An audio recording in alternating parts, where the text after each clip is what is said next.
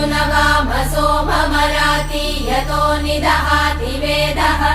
स नः पश्यदति दुर्गाणि विश्वानावेव सिन्धुम् दुरितात्यग्निः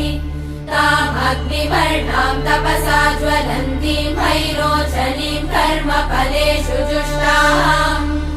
दुर्गाम् देवीगुम् शरणमहम् प्रपद्ये सुतरसि तरसे नमः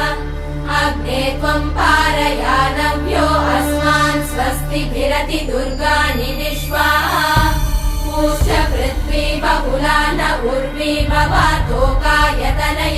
शम्योः विश्वानि नो दुर्गः जातवेदः सिन्धुन्न नावादुरिदातिवर्षि अग्ने अत्रिवन्मनसा गृणानोऽस्माकम्